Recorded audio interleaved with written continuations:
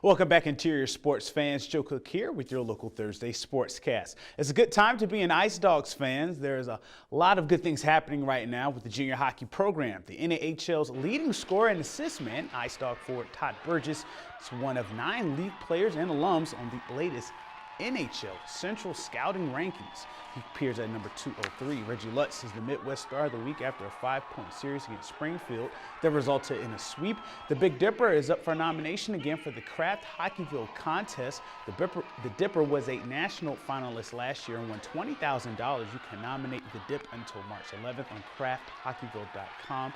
Voting starts April 12th. The grand prize winner hosts a NHL preseason game and will receive $150,000 in arena upgrades. This weekend, the Ice Dogs host division rival Minnesota and match up the last 2 league champions. Lutz and his line will try to continue to produce against the team Fairbanks swept last September.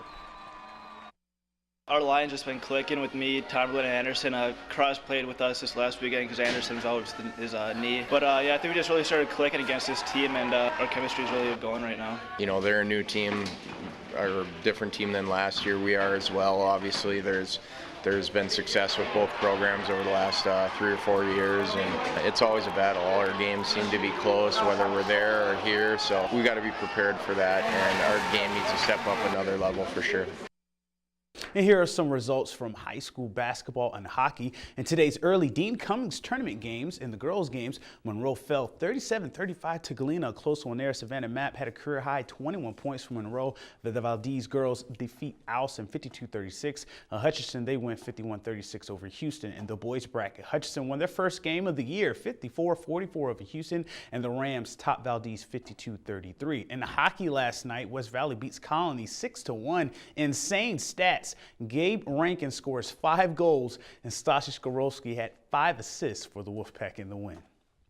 The dog mushing season is in full swing. The Yukon Quest is just 16 days away, and there's still a chance that the Iditarod will restart in Fairbanks again this year.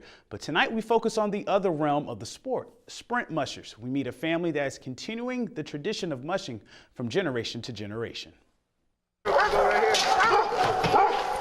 Jennifer and Carl Earhart are third-generation sprint dog mushers, and they are off to a solid start to their season. Carl won the Orville and Doris Lake Memorial, and Jennifer won 2 titles in the ADMA Animayet Challenge Series last weekend. She was also runner-up in the 6-dog class in last year's Limited North American. They met and started Pro Dog Racing Kennels in 2011. Dog mushing is in their blood.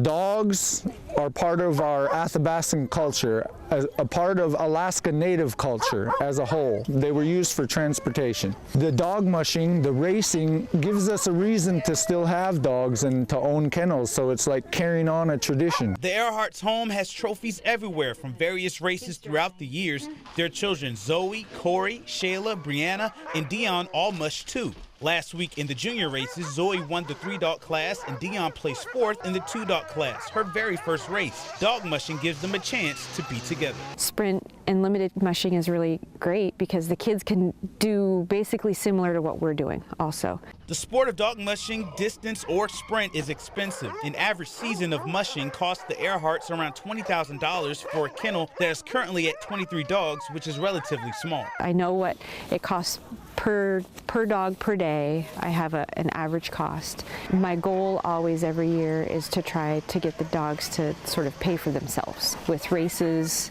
and with sponsors. With the upkeep of dogs, time commitment, money, and dealing with Alaskan winters, why do they mush? It's the most free feeling for me in the whole wide world when I'm out there on the trail with my dogs. I got a chance to experience that feeling of freedom.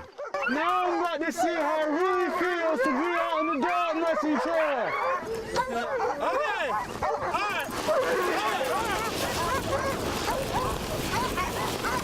The Earhart's goal is to win as many races as they can, help put the sport of mushing back in the forefront, and compete in the Open North American. But maybe the time they spend together training and mushing as a family is just as rewarding. We breed and raise and train our own dogs, and our kids are involved in that. When there's a success, it's something that we can all share. You learn so much from dogs about work ethic, responsibility, and just so much.